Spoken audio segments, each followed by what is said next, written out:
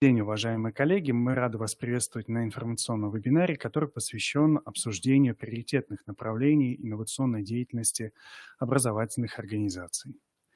Сегодня у нас запланировано несколько вопросов, связанных как раз с проведением, в общем-то, и обозначением тех требований, которые предъявляются к экспертизе заявок, которые проводятся на уровне непосредственно федерации, и, соответственно, это вопросы, связанные как раз с проведением подобной процедуры на уровне Республики Коми. Мы также с вами обсудим состояние инновационной инфраструктуры системы образования Республики Коми.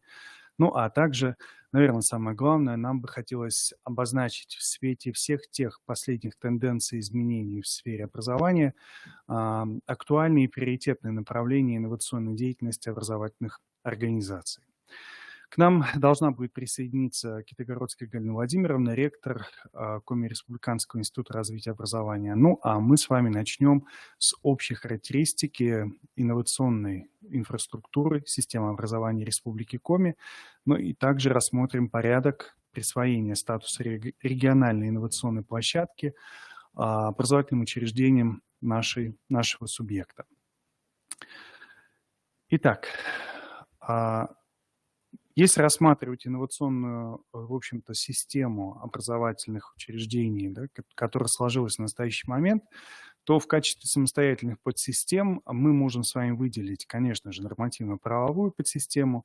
Это та подсистема, которая, в общем-то, регламентирует осуществление инновационной деятельности образовательными учреждениями, и она определяется федеральными и региональными, и локальными нормативными актами. Это, собственно, институциональная подсистема, то есть какие конкретно институты инновационной деятельности в системе образования создаются. И, конечно же, это экспертно-консалтинговая подсистема, то есть кто сопровождает, кто участвует в сопровождении, в частности, инновационных площадок, как федеральных, так и региональных и муниципальных. Аналитическая подсистема, финансовая подсистема и информационная подсистема. Об этих подсистемах, в общем-то, и пойдет речь, когда мы будем с вами характеризовать непосредственно инновационную инфраструктуру, в данном случае в системе образования Республики Коми. На этом слайде есть ссылка на материалы, которые размещены в информационной системе сопровождения деятельности федеральных инновационных площадок.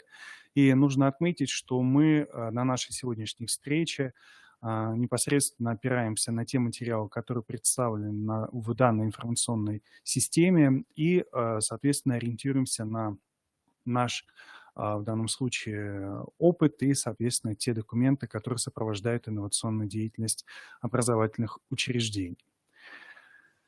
Мы хотим еще раз обратить ваше внимание и напомнить, что осуществление инновационной деятельности образовательными организациями Республики Коми осуществляется на основании постановления правительства Республики Коми от 24 января 2014 года, номер 26, а также на основании приказов, которые появились в 2017 году. Это приказ, в данном случае, номер 204-П об утверждении положений и приказ 219-П об утверждении положения региональной инновационной площадки на территории Республики Коми.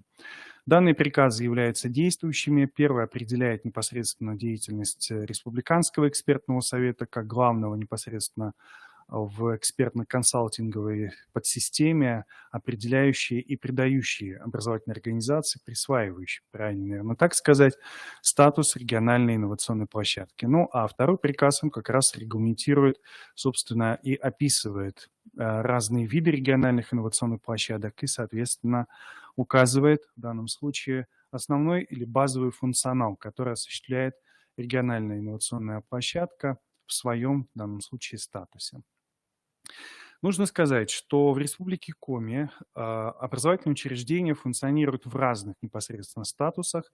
У нас есть и имеются федеральные инновационные площадки, у нас имеются региональные инновационные площадки, а также муниципальные инновационные площадки. Федеральные инновационные площадки, как правило, связаны с реализацией на территории Республики Коми программ дошкольного воспитания, дошкольного образования. Также это образовательные учреждения, которые являются непосредственно участниками федеральных проектов. Например, это школа новых технологий и два образовательных учреждения. Это гимназия имени Пушкина города Сыктывкара и Усинская школа. В данном случае она является в данном случае частью этого проекта и в целом реализации данной программы.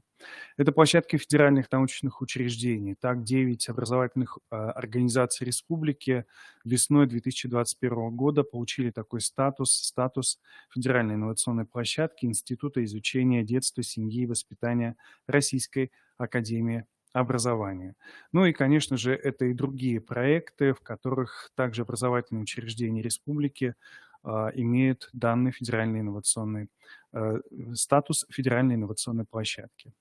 Фактически Коми-Республиканский институт развития образования, выступая оператором данного, собственно, направления деятельности, отчасти сопровождает данные площадки, если специалисты выступают в данном случае консультантами или кураторами этих непосредственно площадок. Основное внимание мы сегодня уделим как раз в данном случае региональным инновационным площадкам и муниципальным инновационным площадкам. Основными видами региональных инновационных площадок у нас выступают это ресурсные центры, опорно-методические площадки, также это пилотные площадки, ну и те площадки, которые по итогам заседания Республиканского экспертного совета получили как раз именно статус муниципальной инновационной площадки. Как правило, они представляют собой вид опорно-методической площадки и определяется в данном случае Республиканским экспертным советом.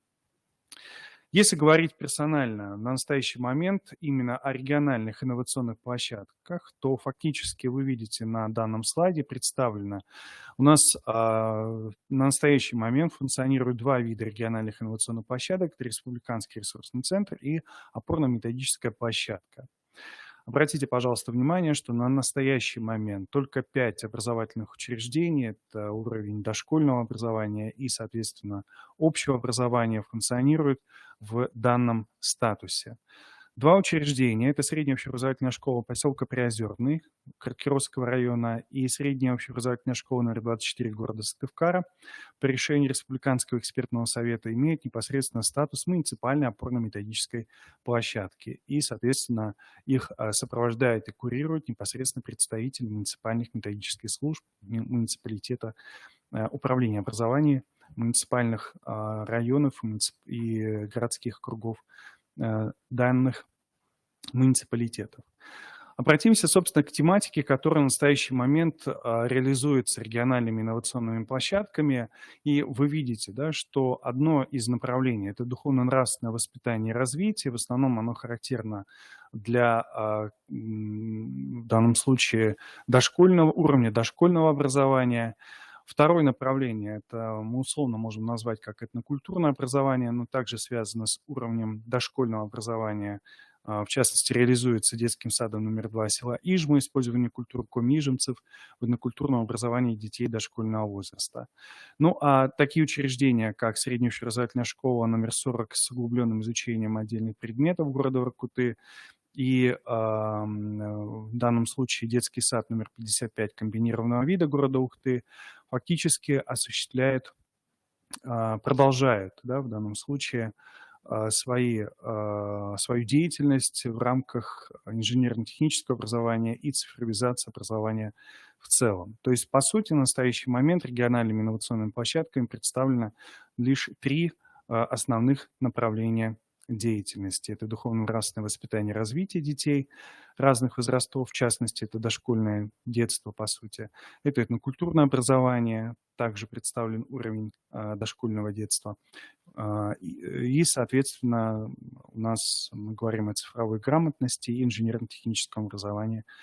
Это уровни уже дошкольного образования и общего образования. Конечно, нужно отметить, что в республике имеются еще и опорные школы, но их функции несколько иные, хотя они также включаются в инновационную деятельность, и некоторые из них являются также, как я уже говорил, участниками иных федеральных проектов и, по сути, выполняют также поисковую деятельность в новом для себя непосредственно статусе, участвуя в федеральных непосредственно проектах. Ну, а я хотел бы обратиться сейчас уже к нормативным документам, которые касаются реализации инновационной деятельности в системе образования Республики Коми. Так вот, в приказе как раз обозначается, что региональная инновационная площадка, как обобщенное, в общем-то, описание вида, да, может создаваться на базе образовательных организаций Республики Коми, реализующих программы общего, дополнительного образования, дополнительного профессионального образования, при этом обладая потенциалом для ведения инновационной деятельности. Потенциал в данном случае определяется посредством экспертизы тех документов, в частности проекта, который, в общем-то, изучается специалистами РЭС и делается соответствующее экспертное заключение для определения подобного потенциала. Хотелось бы обратить ваше внимание, что основной целью инновационной деятельности является реализация инновационного образовательного проекта или программы. То есть данный документ в данном случае вместе с заявкой будет направляться в Республиканский экспертный совет. Но об этом механизме мы поговорим с вами еще несколько позднее. На что мне хотелось бы обратить ваше внимание? На то, что фактически, включаясь в инновационную деятельность, мы должны всегда помнить о правовых рамках деятельности. То есть фактически это модернизация развития системы образования с учетом основных направлений развития Российской Федерации и приоритетных направлений государственной политики. Это, по сути, направление может стать основой для определения тематики инновационной деятельности, но при этом мы должны всегда понимать и всегда, во-первых, соблюдать права и законные интересы участников образовательных отношений и, конечно же, предоставлять возможность получить образование, уровень и качество которого не могут быть ниже требований, установленных федеральным государственным образовательным стандартами. Фактически мы говорим как раз о том, что действительно образовательные учреждения имеют сейчас самые разнообразные возможности развития, но у нас есть определенные обязательства, которые мы должны исполнять даже в рамках осуществления этой деятельности. Если говорить, собственно, о локальном регулировании инновационной деятельности в сфере образования, то, как правило, на уровне организации, после того, как образовательное учреждение получает данный непосредственно статус, оно включается в деятельность по реализации утвержденного проекта или программы в соответствии со сроками, которые были предусмотрены программой или проектом. Также осуществляет планирование деятельности, если проект реализуется или программа в течение нескольких лет, и первичное планирование деятельности по годам не было осуществлено. Это, конечно же, привлечение научных консультантов, которые, в общем-то, определяются и закрепляются приказами Коми Республиканского института развития образования как оператора данного направления деятельности в системе образования Республики Коми, ну, а также иных консультантов, с которыми устанавливаются, так скажем, да, определенные отношения между образовательными учреждениями и, собственно, данными персоналями. Это, конечно же, мониторинг реализуемого проекта, программы, то есть достижение тех показателей, если они были включены и описывают, в общем-то, динамические, так скажем, признаки достижения конечных результатов. Это информационное сопровождение реализации проекта, программы, которая осуществляется всеми доступными способами, посредством непосредственно участия в разного рода мероприятиях, при этом разного уровня, как локального учрежденческого, так и муниципального, регионального, федерального и так далее.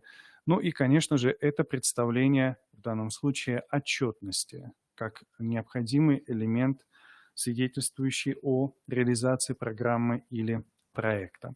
В соответствии с региональными условиями выбор региональных инновационных площадок осуществляется на основе анализа достигнутых результатов в обеспечении доступного качественного образования, наличия успешного развивающегося опыта инновационной деятельности, профессиональной готовности педагогического коллектива к осуществлению функций республиканской инновационной площадки, наличие современной материально-технической базы, в том числе средств информационно-коммуникационного обеспечения. Фактически данные параметры могут как раз быть отражены в том проекте, который или в той программе, которая будет представлена Республиканскому экспертному совету. Тем самым в данном случае вы можете как раз продемонстрировать тот потенциал, которым обладает образовательное учреждение для того, чтобы осуществлять инновационную деятельность и, конечно же, продемонстрировать необходимую и достаточную для этого готовность в целом педагогического коллектива. Хочу еще раз обратить ваше внимание и рассмотреть специфику, в данном случае уже видов региональных инновационных площадок. Мы говорим, собственно, об институциональной подсистеме. И фактически вы видите, первый вид – это опорно-методическая площадка. Это такая форма организации совместной деятельности образовательной организации дополнительного профессионального образования или организации высшего образования педагогических коллективов образовательных организаций, муниципальных методических служб с целью оказания научно-методической помощи, развития и совершенствования методической работы по вопросам отработки и внедрения в педагогическую практику передовых педагогических технологий и содержания образования. И в целом обеспечение повышения эффективности управления сферой образования, в том числе методических служб различного уровня. Почему, в общем-то, данные видовые признаки нам необходимы? Для того, чтобы вы при составлении необходимых документов могли ориентироваться на те, по сути, функции, условно говоря, да, которые формой предусмотрены. Если говорить о республиканской пилотной площадке, то это такая форма организации инновационной деятельности образовательных организаций с целью формирования и распространения опыта ведения и реализации в опережающем режиме федерального государственного образовательного стандарта или профессиональных стандартов, например, педагогов и так далее. Да? Профессиональных стандартов, например, по какой-либо квалификации и прочее. Буквально сейчас достаточно активно проводятся мероприятия в рамках внедрения обновленных федеральных государственных образовательных стандартов, и Республика Коми выбрала определенную стратегию введения данных стандартов, начиная с осени 2022 года. Ну, в общем-то, именно опережающий режим по определенным предметам, он может быть инициирован самостоятельно уже образовательными учреждениями и при соответствующем обращении в Республиканский экспертный совет и, соответственно, при положительном заключении образовательное учреждение может как раз получить такой статус, как республиканская пилотная площадка. Вы видите, что их в перечне в настоящий момент среди функционирующих РИП нет, но в основном это опорно-методические площадки и ресурсный центр. Так вот, республиканский ресурсный центр, как здесь представлено на слайде, это такая форма предъявления лучших практик, обобщения и распространения инновационного опыта, оказания научно-методической поддержки системе образования республики по заданным и утвержденным направлениям деятельности, в том числе в сетевом режиме.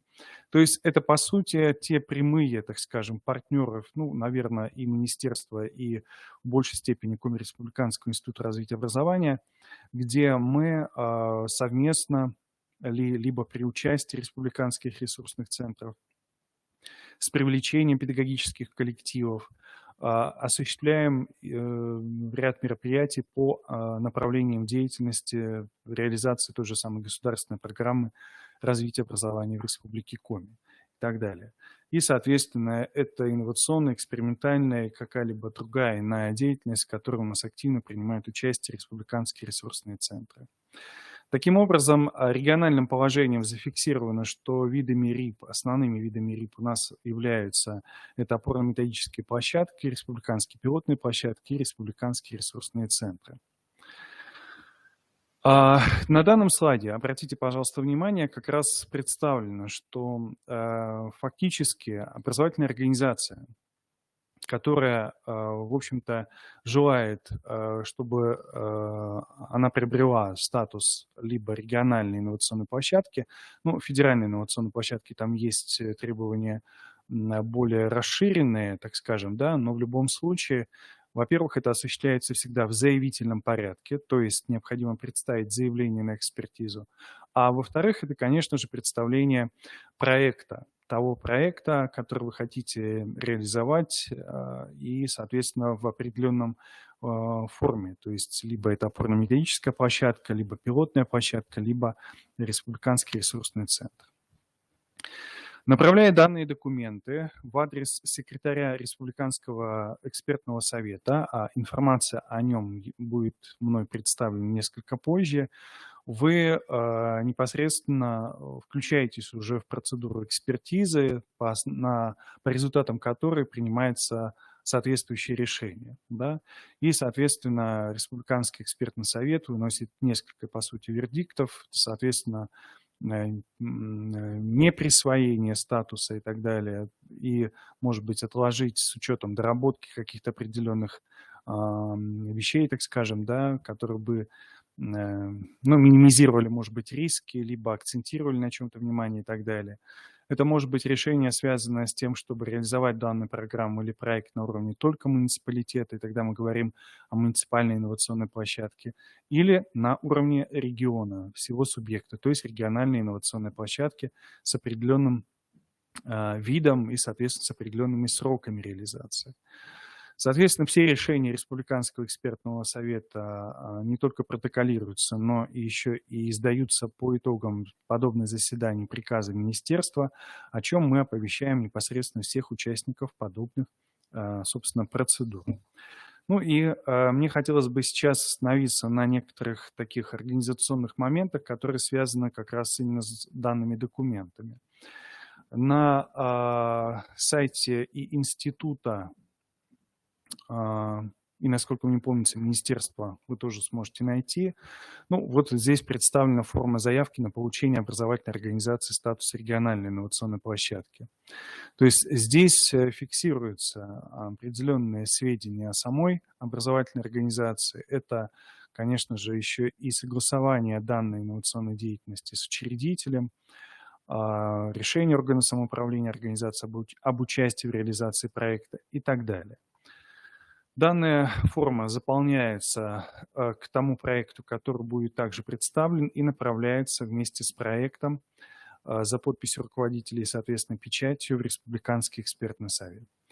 Также у нас имеются определенные, так скажем, рекомендации по составлению программы или проекта, в данном случае программа опорно-методической площадки по определенной теме, из каких блоков она может состоять. И на основании подобного, так скажем, клише любая образовательная организация может, его используя, по сути, составить уже свою программу, да, деятельности на определенный непосредственно период. То же самое можем сказать и о проекте для Республиканского ресурсного центра, который представлен на этом слайде в правой части. Как мы уже говорили с вами о деятельности и о функциях, которые выполняет региональные инновационные площадки, по окончании непосредственно срока реализации, в частности, ежегодно, это представление аналитического справки о результатах инновационной деятельности за определенный период. Ну а по окончании выполнения или реализации проекта или программы за весь срок, соответственно, также представляется обобщенная аналитическая справка по реализации за например, 3 года, да, если устанавливается приказом именно этот срок реализации данной программы, в данном случае данного проекта. Вы видите, также фиксируется, да, все это с помощью соответствующей информации о самой образовательной организации, о тех достижениях, которые были получены, о тех изменениях, которые произошли за время реализации программы или проекта. Ну и также это все фиксируется подписью руководителя и подписью научного руководителя. Какие критерии используются для оценки результатов деятельности Республиканской инновационной площадки? В соответствии с региональными требованиями их 9. Это наличие модели организации деятельности РИП, создание положительного имиджа организации, ресурсная оснащенность, социальная активность, эксклюзивность, транслируемость, результативность инновационного опыта, рациональность планирования деятельности и также системность и полнота. Фактически, посмотрите, пожалуйста, да, вот по этим показателям и будет оцениваться представляемые непосредственно проекты.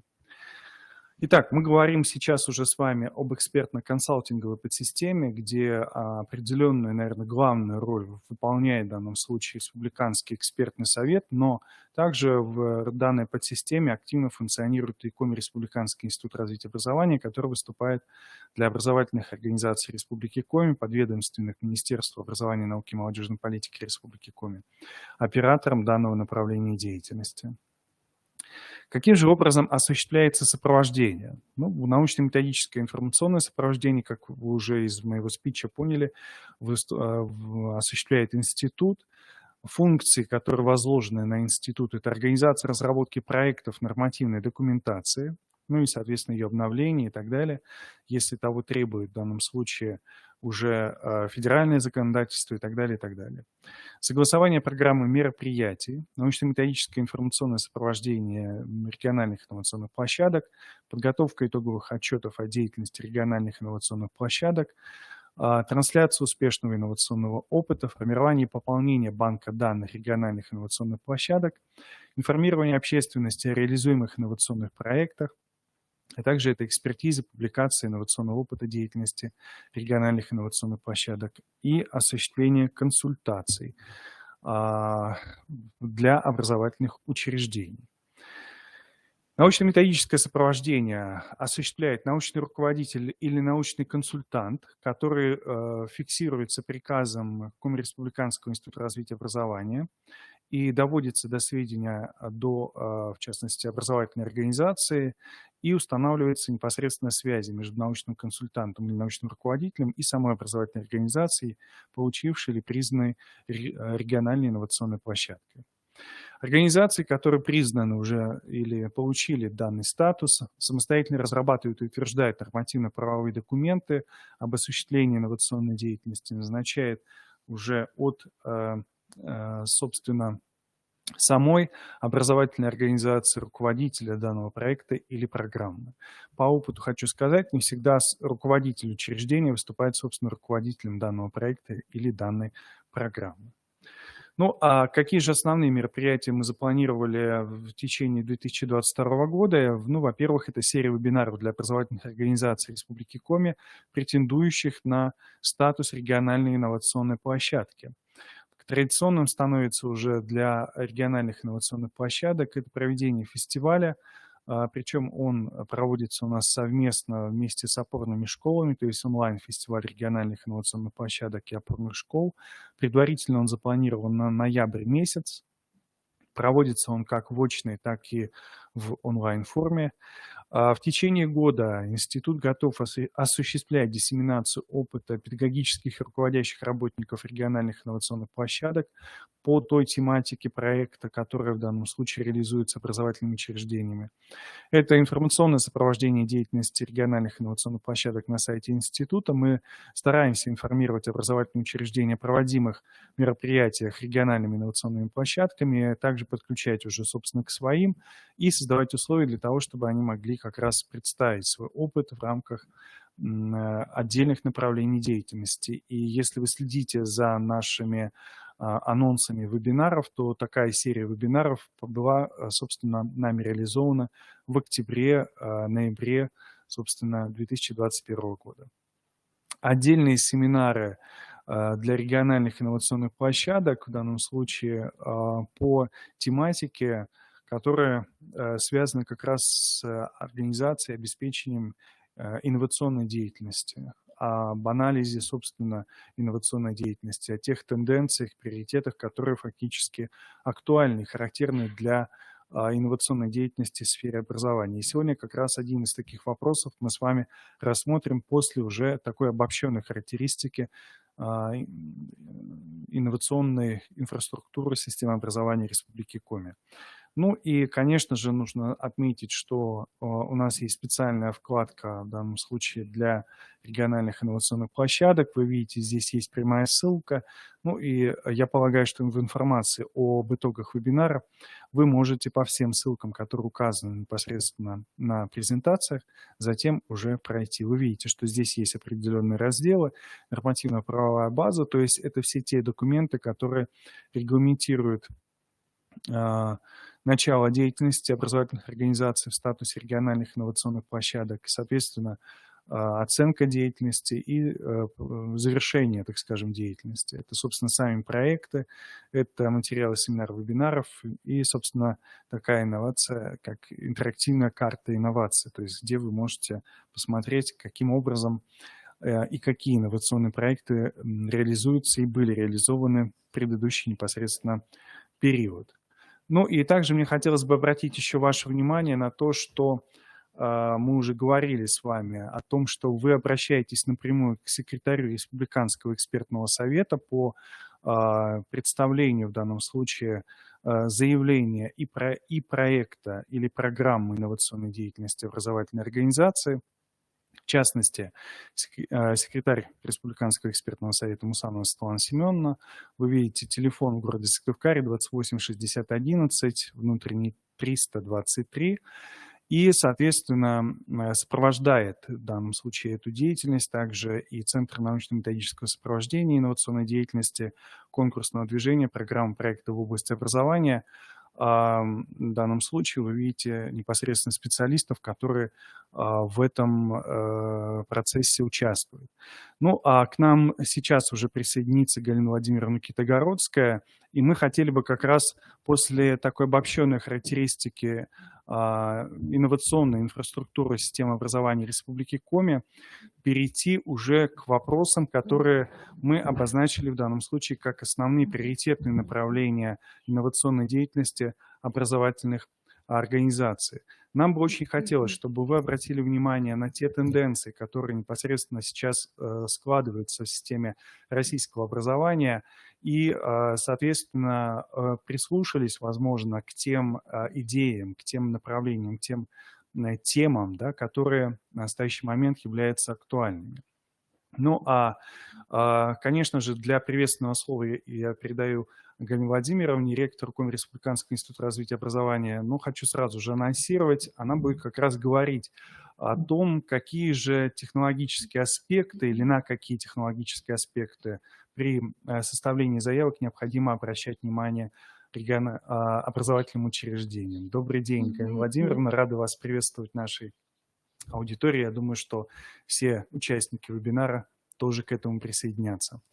Вам слово. Спасибо, Александр Викторович. Уважаемые коллеги, мы приветствуем вас на очень важном семинаре, который посвящен, я очень надеюсь, инициированию новых заявок на создание республиканских инновационных площадок. Сегодня действительно на уровне Российской Федерации происходит пересмотр стратегических задач, который связан именно с созданием инновационного пространства, которое в обязательном порядке включает в себя наличие на уровне каждого субъекта региональных инновационных площадок и на уровне Российской Федерации формирует инновационное пространство система федеральных инновационных площадок.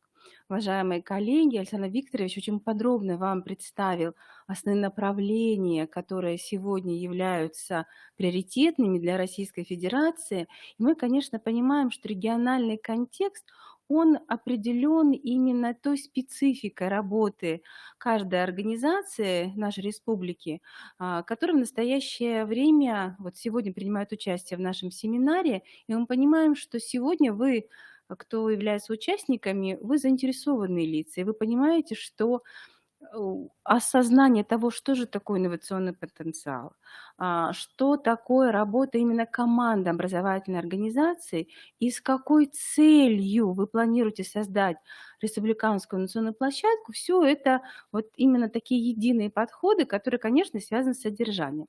Александр Викторович подробно остановился на понятиях именно, что же такое приоритетное направление развития содержания образования. Инфраструктура? Ага, хорошо.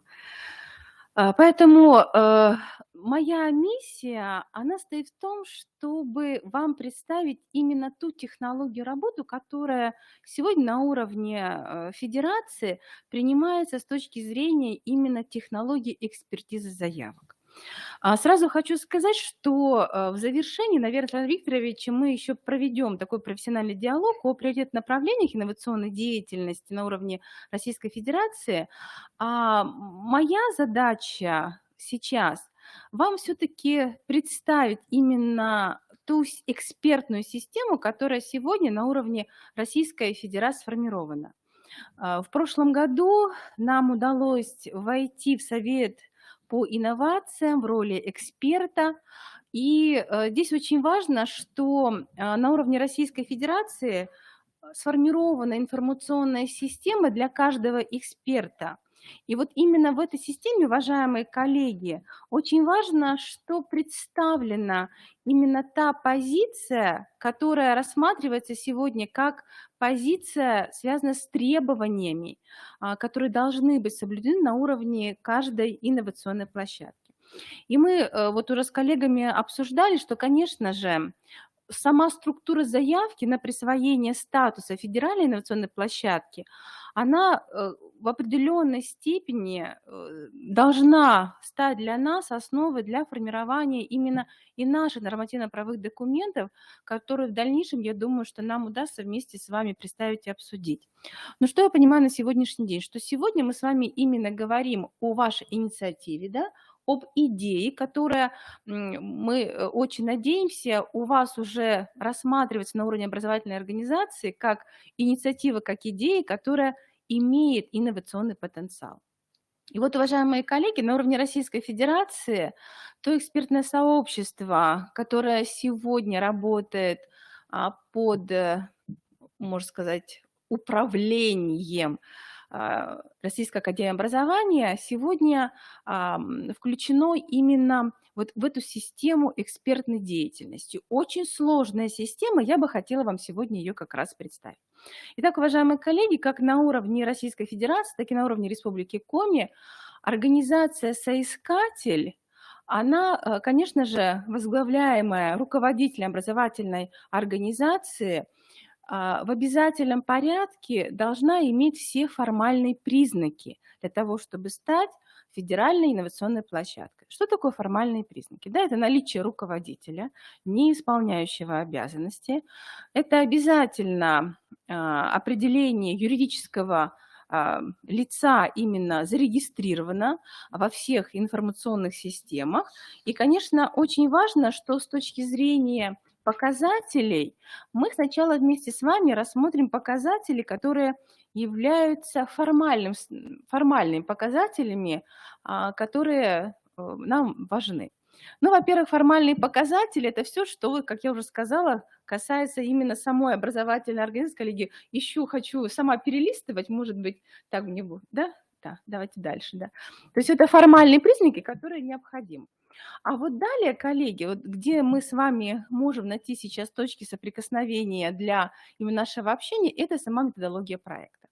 И вот как Александр Викторович вам и говорил, что для инновационной деятельности всегда именно важна идея, которая будет иметь именно в дальнейшем приложение, распространение не только на уровне вашей образовательной организации, а станет именно точкой роста для системы образования. То есть, и как говорят федеральные эксперты, вот самое главное, именно чтобы это была идея. И чтобы эта идея была связана именно с каким-то противоречием, которое сегодня существует на уровне системы образования. Не только на уровне вашей образовательной организации, а именно противоречие, которое сегодня вы выявили, либо вы понимаете, что это именно необходимо решить именно через вот ваш инновационный проект. И поэтому, конечно, обоснование решения заявленной проблемы, оно должно быть. А зачем? С какой целью? Что будет рассматриваться в дальнейшем именно как результат решения вот именно вот данной идеи. Поэтому, конечно же, мы здесь не говорим о степени раскрытия данного проекта, но мы понимаем, что сегодня для инноваций всегда очень важно, чтобы эта инновация, она первая, соответственно, государственной задаче, а с другой стороны, чтобы действительно с точки зрения инноваций что-то потом произошло, какие-то произошли изменения. И поэтому с точки зрения именно методологии очень важно наше внимание обратить именно на логическую связь, которые должны логические связи, которые должны быть выстроены между целью, задачами, теми мероприятиями и ожидаемыми результатами, которые в проекте есть. И вот не случайно с точки зрения проекта, и Александр Викторович всегда об этом говорит, что, и мы с вами тоже это понимаем, что в любом проекте есть цель, есть задачи, мероприятия и ожидаемые результаты. И вот эти элементы, они между собой должны иметь понятную профессиональную связь. Что еще очень важно? Что действительно, когда мы включаемся в инновационный проект, всегда должен быть какой-то важный задел. В том числе уже разработки, которые ваша команда, либо те, кто будет включаться в вашу команду, уже имеют. Поэтому, конечно, обратите внимание на методологию проекта, что обязательно должен быть перечень учебно-методических разработок вот по той теме, которая представлена. Далее, сами методы деятельности, которые используются в ходе реализации программных мероприятий проекта, они тоже должны быть представлены. Следующий элемент экспертизы – это содержание проекта. И вот здесь, когда мы говорим о содержании, конечно, я внимание ваше хочу обратить, что в обязательном порядке оценивается соотнесение проекта, программы с приоритетными государственными задачами. То есть именно с государственной политикой, которая сегодня публична, и в первую очередь то, что связано именно с теми изменениями, которые необходимы для нашей системы образования. Поэтому с точки зрения инновационного потенциала, конечно же, оценивается вот 13 пункт, коллеги, это именно новаторство идей. И, как говорят федеральные эксперты, да, она может быть еще не четко прописана, но надо эксперту даже почувствовать интуитивно, что вот эта идея, она может иметь продолжение. Именно не только через документ, который представлен, а именно уже через деятельность. И очень важно, что этот проект, эта программа инновационная, она будет иметь именно какие-то конкурентные преимущества. То есть ее надо потом будет обязательно транслировать и распространить в системе образования. Конечно, очень важно, чтобы тема проекта, она была связана именно с тем содержанием, которое всегда представлено. То есть соответствие с темой, с проблематикой, целям, задачам, результатам проекта тоже очень важно. Также содержание проекта обязательно включает результаты. Коллеги, формулировка результатов, конечно, всегда очень сложно. Но мы должны понимать, что если проект годичный, трехгодичный, а у нас РИПы работают 3 и 5 лет, то мы должны понимать, что есть результаты долгосрочные, да, а есть результаты операционного характера, но они должны быть обязательно представлены. И вот именно предложение по внедрению и распространению этих результатов – это обязательная часть именно содержания проекта, который оценивается на уровне Российской Федерации. Для нас тоже это очень важно. Если есть результат, то он должен быть востребован. Востребован именно исходя из приоритетных направлений государственной политикой. А значит, в дальнейшем, вот о чем мы уже говорили, трансляция должна быть обязательно заявлена, потому что мы создаем республиканский инновационный проект, и у нас образовательная организация получает статус республиканской инновационной площадки, как и на уровне Российской Федерации. Почему мы с вами сейчас и делимся вот именно этими нашими пониманиями, что эксперт-заключение наше, оно, конечно, тоже будет синхронно и с федеральным экспертным листом, вот сейчас мы к этому будем приходить. Конечно, очень важна логика и последовательность действий, которые представлены именно как действия, реализуемые в проекте. Ну и, конечно, соответствие объема, содержания действиям, тем целям, которые были заявлены. Конечно, очень важно, что вы, обозначая результаты, уже понимаете и прописываете критерии результативности проекта и методики их отслеживания. Коллеги, это очень сложно. И мы вот тоже с коллегами обсуждали, что на республиканском уровне, конечно, мы бы хотели провести вместе с вами, с теми, кто готов включиться именно в инновационную деятельность, даже серию семинаров, которые посвящены этим сложным вопросам. определению критериев результативности, отслеживанию, в какой форме отслеживать показатели, как сориентироваться на выбор методики сбора данных и расчетов показателей. Пошлевой проект – это ведь не только мероприятие, это полностью управленческий цикл. И поэтому, конечно, в проекте этот цикл должен быть представлен.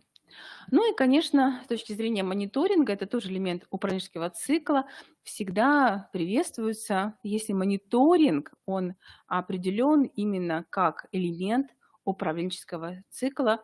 И вот пункт 23, это, конечно, с точки зрения календарного плана результатов представлены и те продукты проектной деятельности, которые могут быть оценены.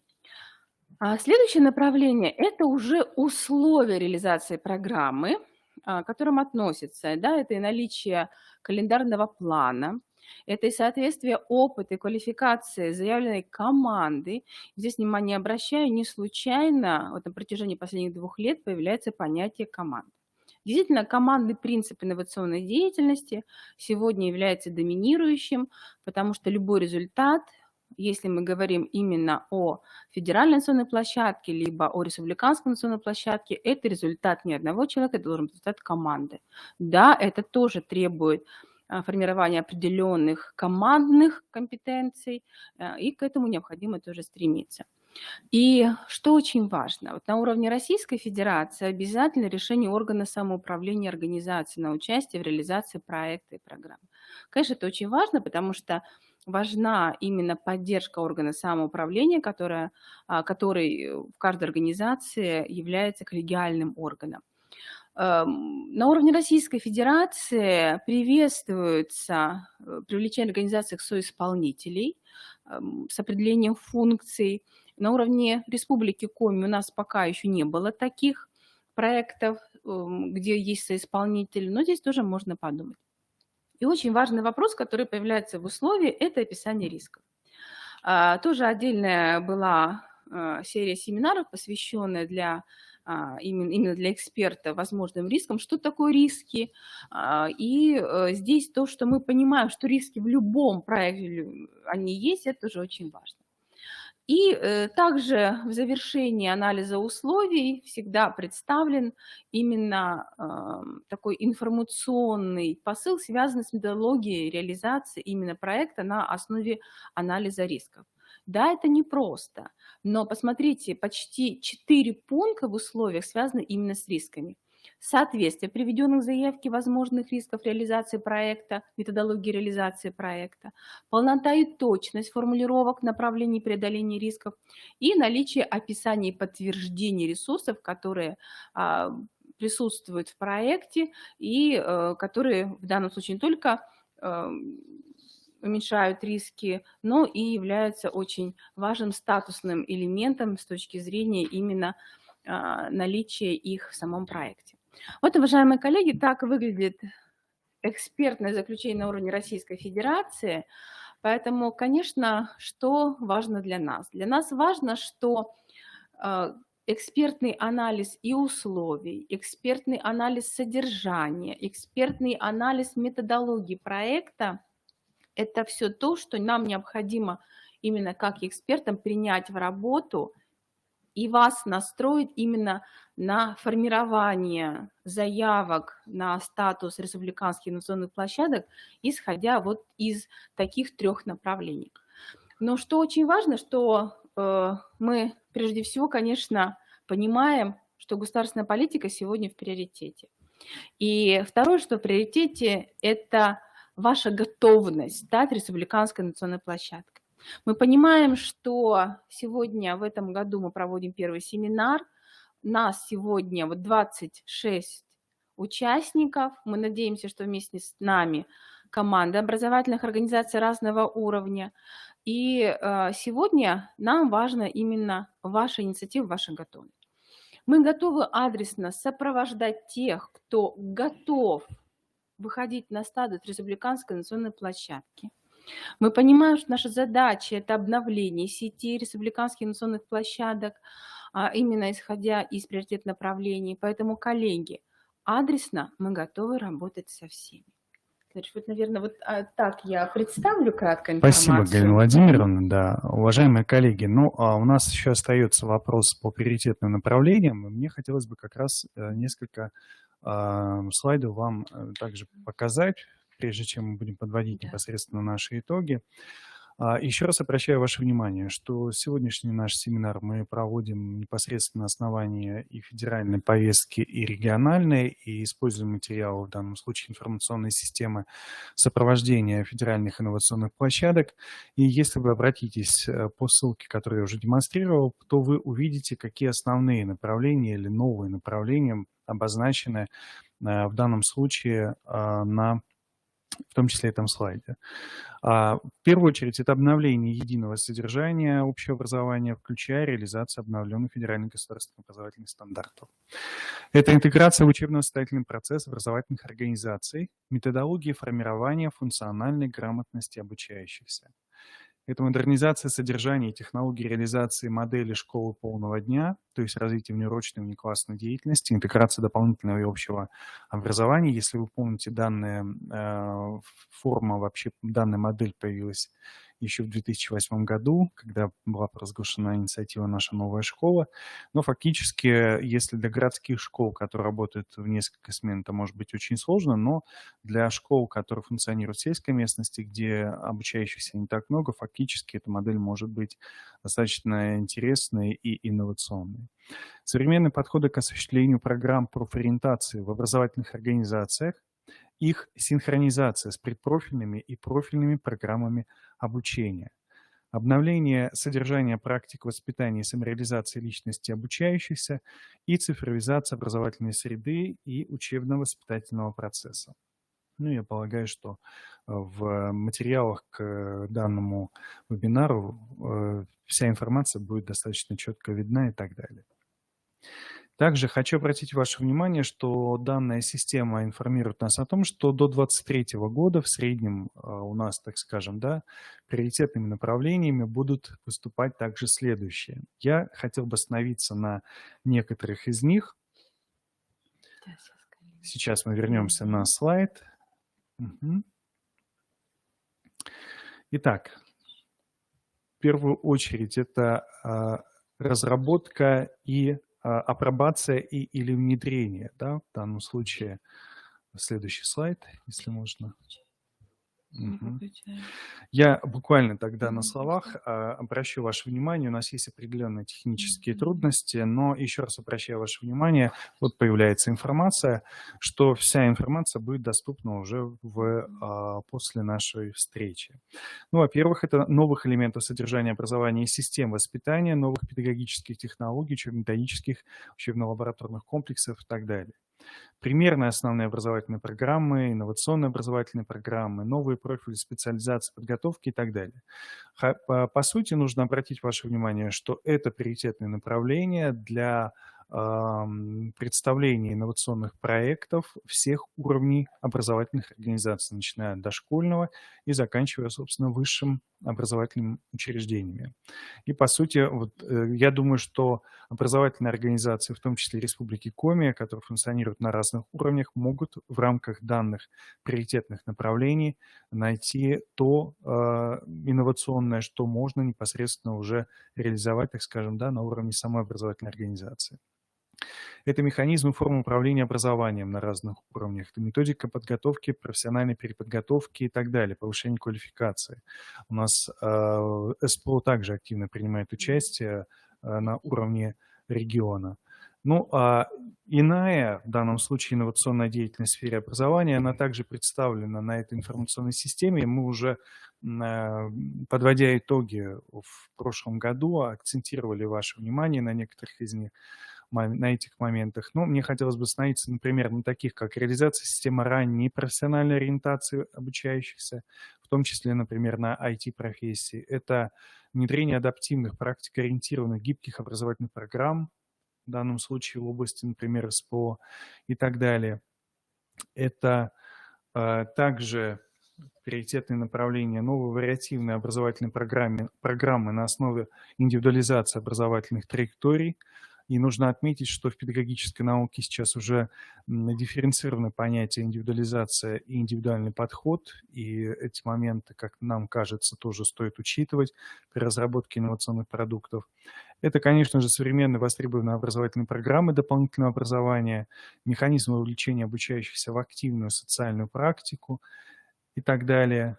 Но мне хотелось бы сейчас обратить ваше внимание на некоторые аспекты, выделенные в данном случае уже в рамках самостоятельных направлений. Например, направление исследования проблем в области воспитания.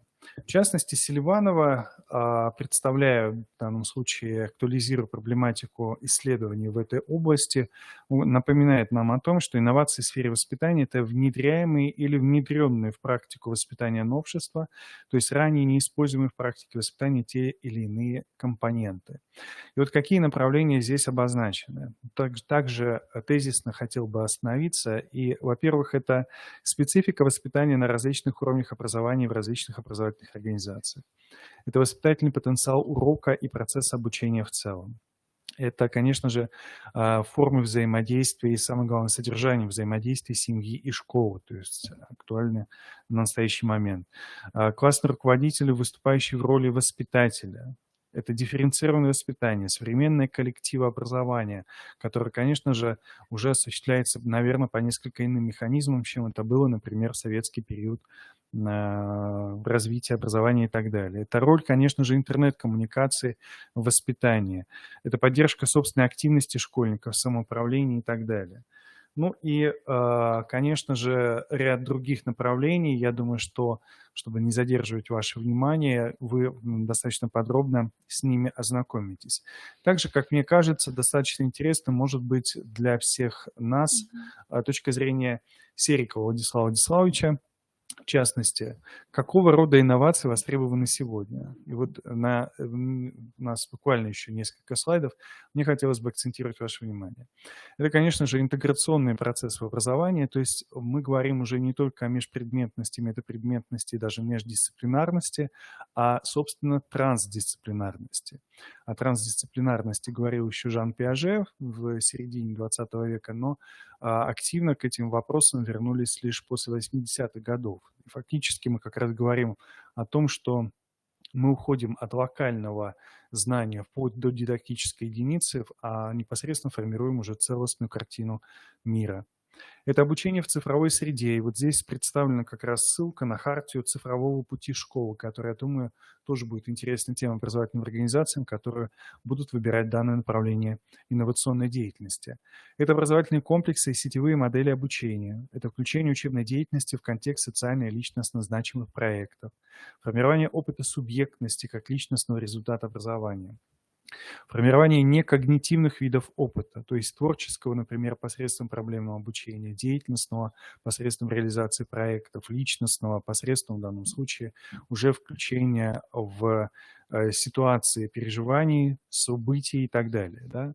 Интерактивность и диалогичность обучения, деятельностный подход в форме уже проектного и имитационно-моделирующего обучения. Открытое обучение с незаданным изначально содержанием, а с реальным добыванием знаний. Ну и так далее.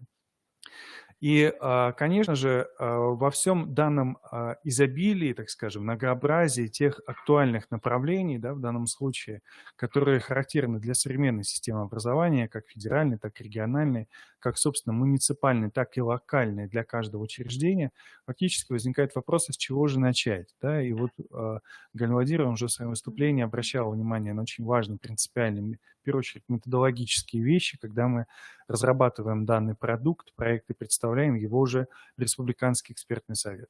Конечно же, это проблематика, задаваемая наукой, и сегодня, в общем-то, на нашем вебинаре, да, и после него, уже самостоятельно ознакомившись с презентациями и так далее, вы увидите, какая проблематика является актуальной. Следующее – это нахождение самим, по сути, педагогическим коллективом определенных проблем, противоречий или парадоксов, которые, по их мнению, требуют, так скажем, да, инновационного какого-то определенного решения и так далее.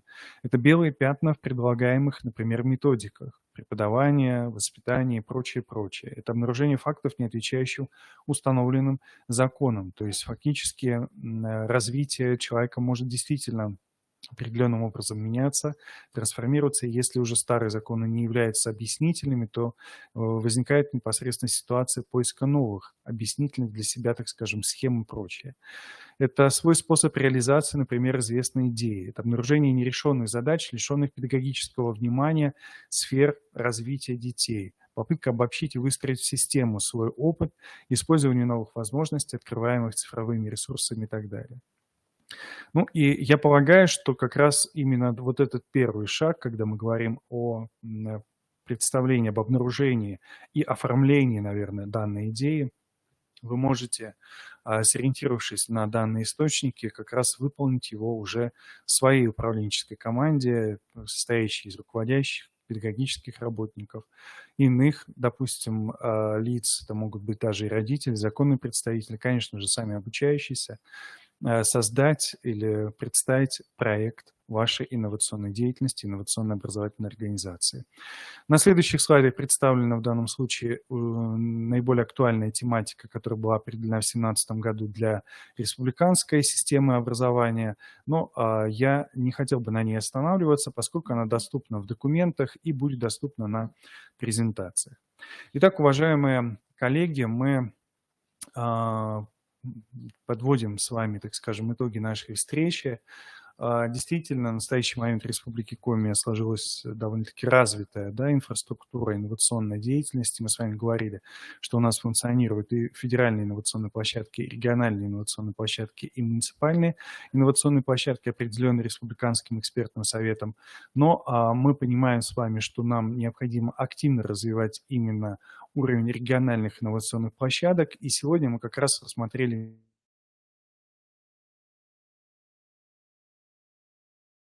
так скажем, да, нашей возможной инновационной деятельности, а также с точки зрения организационной и, по сути, процессуальной. То есть каким образом вы можете, разработав инновационный проект, представить его в Республиканский экспертный совет, с кем вы можете связаться, каким образом процедура данная проходит и как выбрать, какой вид региональной инновационной площадки вам в этом отношении будет более оптимален.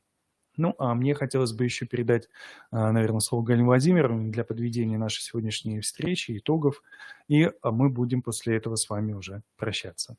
Спасибо, Александр Викторович. Уважаемые коллеги, мы очень рады, что вы сегодня нашли возможность принимать участие в первом семинаре в 2022 году. Конечно же, мы бы хотели к вам обратиться с профессиональной просьбой. Если у вас есть готовность стать республиканской инновационной площадкой, обязательно обращайтесь по тем контактам, которые были обозначены. Вот нам, наверное, на данном этапе сейчас важна именно вот такая наша профессиональная позиция. Мы поддержим вашу инициативу. Уважаемые коллеги, мы понимаем, что задачи перед нами стоят очень сложные. Действительно, сегодня на уровне федерации инновационное пространство прежде всего рассматривается именно как единая сеть эффективной деятельности региональных инновационных площадок и федеральных инновационных площадок. И здесь мы должны понимать, что вы должны стать определенными профессиональными драйверами не только для именно муниципалитета, а именно для республики. Это непростая задача, а значит, у вас должна быть та профессиональная инициатива, которая сегодня в рамках вот тех приоритетов, о которых говорил Александр Викторович, будет рассматриваться на уровне республики как инициатива, которая должна быть вместе с нами отработана именно в соответствии именно с тем экспертным листом, который для нас является основанием. Но экспертный лист – это только рамка, это только документ. Поэтому наша задача сегодня поддержать вашу инициативу и вашу готовность. Если у вас есть вопросы по оформлению, вот наши контакты, вот Александр Викторович обозначил свои контакты и телефон, Светлана Семеновна Мусанова. Сейчас самое главное заявить о себе, заявить о вашей готовности. Да, мы сегодня понимаем, что определенный цикл работы РИПов у нас завершен. У нас в декабре, по-моему, состоялась очень большая, интенсивная по содержанию конференция по итогам деятельности РИП. И мы понимаем, что все те республиканские инновационные площадки, которые завершили свою деятельность, они сегодня доказали именно то, что те проекты, которые были инициированы 5 лет назад, там 4 года назад, да, сегодня они уже являются, ну, определенной нормой, там, и по цифровизации, по инженерным классам. Поэтому сейчас мы должны понимать, что просвещение сегодня, Министерство просвещения сегодня определяет для нас очень важные новые задачи, а мы должны быть впереди этих задач. То есть мы должны сработать на опережение. Поэтому, уважаемые коллеги, зная команды организаций, мы понимаем, что есть команды, которые сегодня готовы выйти на этот уровень. Но для организации это, конечно, очень, мне кажется, такой хороший профессиональный толчок для роста. Это определенная система, которая будет выстраиваться на уровне вашей организации, которая позволит именно сплотить и вашу команду и решать очень серьезные профессиональные задачи. Поэтому, уважаемые коллеги, кто вот сейчас уже вышел с нами на связь именно как команда, которые приняли решение, коллеги, готовы вас поддержать. И мы принимаем заявки до какого, да? Постоянно. Да, Мы мы постоянно принимаем принимаем заявки, заявки, и поэтому поэтому здесь ограничений по временным срокам у да. нас нет. Поэтому, уважаемые коллеги, давайте посмотрим, попробуем, может быть, до марта, чтобы если у нас есть новые команды, готовы с вами адресно поработать, поэтому на адрес Александра Викторовича можно написать после семинара, что вы готовы и что вам нужна адресная наша профессиональная поддержка. Мы будем уже поддерживать. Даже если идея еще не оформлена, коллеги, это тоже можно обсуждать, и мы к этому готовы. Поэтому, уважаемые коллеги, приглашаем вас и к профессиональному сотрудничеству. Спасибо, Галина Владимировна. Ну, уважаемые коллеги, те, кто завершил уже работу в деятельности в этом статусе региональной инновационной площадки, мы также призываем вас продолжить. И те, кто это сделал гораздо раньше, допустим, там, в 2018 году и так далее, вновь присоединиться к данной деятельности и заявить еще раз о себе как действительно о региональной инновационной площадке. Ну, а наша повестка, в общем-то, исчерпана. Уважаемые коллеги, если у вас есть вопросы, вы их можете задавать. Еще раз обращаю ваше внимание, что мы в данном случае готовы к даже локальным непосредственно встречам с управленческими командами для обсуждения непосредственно вопросов, связанных с оформлением и проекта, с подачей данных документов в РЭС и прочее, прочее. Поэтому вы видите контакты, и вы можете по ним обращаться к нам. Мы всегда готовы к сотрудничеству. Спасибо. Поскольку отсутствуют вопросы, мы тогда завершаем нашу встречу. Мы благодарим вас за участие. Всего доброго, до свидания. Будьте здоровы. Да, будьте здоровы, до свидания. Спасибо.